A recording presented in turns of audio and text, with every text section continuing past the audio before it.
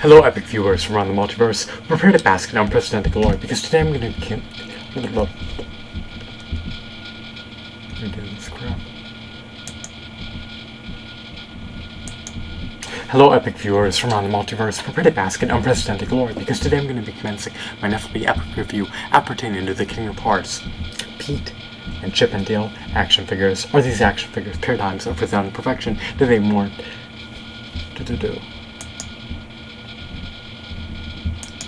Hello, epic viewers from around the multiverse. Prepare to bask in unprecedented glory because today I'm going to be commencing my Netflix epic review appertaining to the Kingdom of Hearts. Pete and Chip and Dale action figures. Are these action figures paradigms of resounding perfection, or are they abhorrent, or are they characterized by sheer and utter insipid mediocrity? In my objective opinion, in the form of a quantitative score for under the $15 price point, I got them for something more than $11 each because they were on sale beyond the clearance price. I'd rate these action figures to be a 9 out of 10. Why? The Pete action figure emulates his video game counterpart. Just like his video game character, he's big, massive, bulky, and he may be deemed morbidly obese. That's for you to determine. And the Chip and Dale figures are quite exquisite. They're intricately detailed, and of course they emulate their comic book counterparts. They would aid Sora in his endeavors to travel across the universe and see what lies on other planets. And these other planets were essentially subliminal advertisements for Disney to get you hooked on their franchises and content for eons to come, and for you to pass on this epicness to the following generations by spewing words from your vocal folds that resonate with the masses who love the multiverse and iconic, one-of-a-kind, unique, extraordinary, novel Disney characters. But enough sheer and utter nonsense. Let's delve into the nitty-gritty. So, as you can see, the Pete action figure is the most enticing figure in this 3-pack, even though it feels more like a 1-pack, but we'll get to that later. This Pete action figure is meticulously detailed out of the wardrobe he's donning. He has this majestic wardrobe. He looks like he's part of the nobility, or part of the upper echelon. He looks like he's ready to clobber anyone to bloody pulp and pummel them to death and devour them and dismember them. You know, he looks like he's poised for battle and ready to chomp away. Let's see. I love his deco.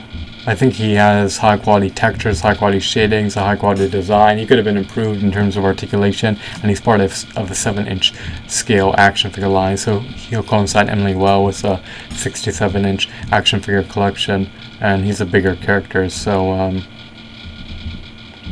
he'd be wonderful to display with even a 5-inch action figure collection. Even if he looks a bit out of context, he's Pete. He's supposed to look like an abnormality and an aberration from the norm. Is he the antithetical of justice and of good and of peace? Does he embody sadistic, unrequited evil? Perhaps, but that's for you to determine.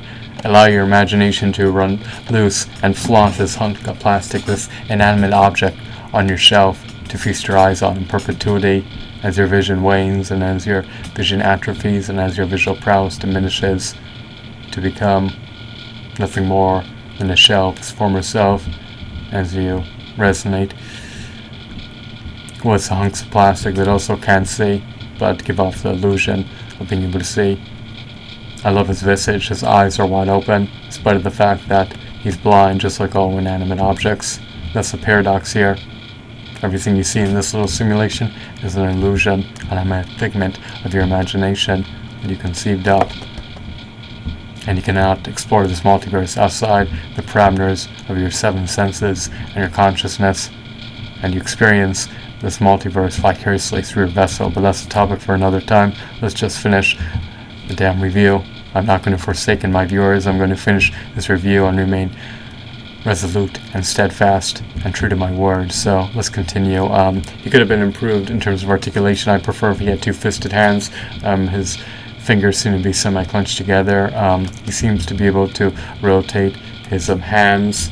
In terms of joints, it's arduous to tell from this perspective, but he likely has latitude for leg articulation and arm articulation, so the appendages can be articulated. Nonetheless, he's devoid of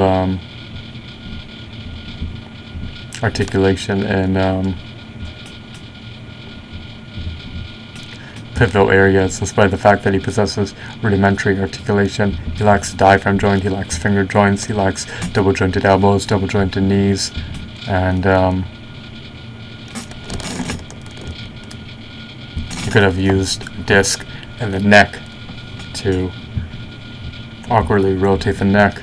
That would have been appealing, to say the least. If that have appeased you, who knows? That is an enigma. The Chippendale figures may be able to move their arms up and down. It seems as though they're unable to move their arms outwards, but as to whether or not they can do that remains to be unknown. But I'm presuming that their articulation is confined to 2 to 4 or perhaps 2 to 5 points of articulation at most, and Pete probably has anywhere from 7 to actually probably 9 to possibly more like let's just do the math real quickly,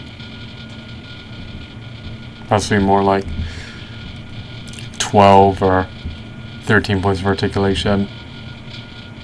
Probably 9 to 13 points of articulation, that'd be my guess for piece articulation. And as per Chippendale, his articulation, they likely have at most 3 to 5 points of articulation, possibly even 2 to 5.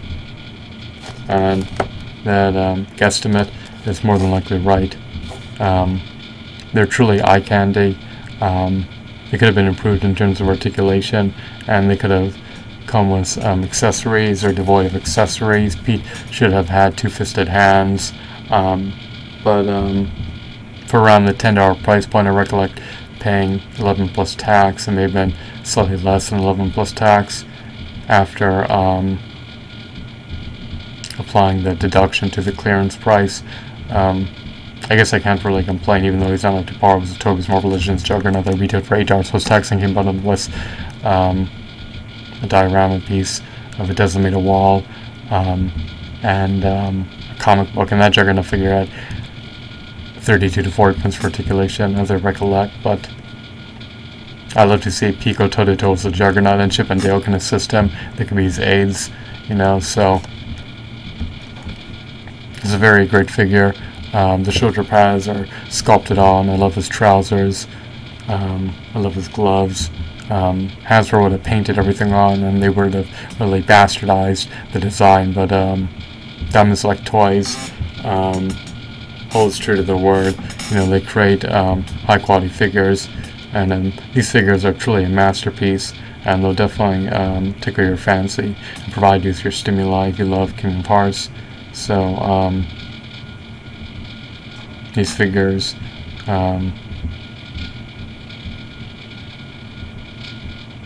definitely resonate with you and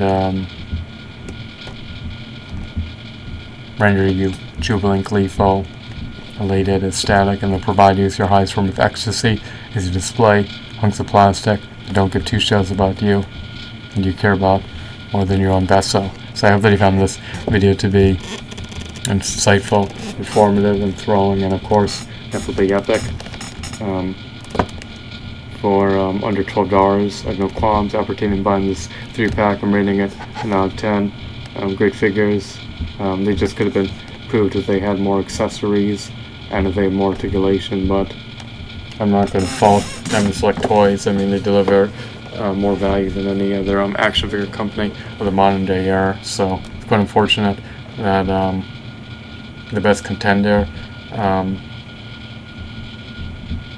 it's far more expensive than Toy Biz, but at the same time, Toy Biz figures were eminently undervalued and underpriced. So I hope that you found this video to be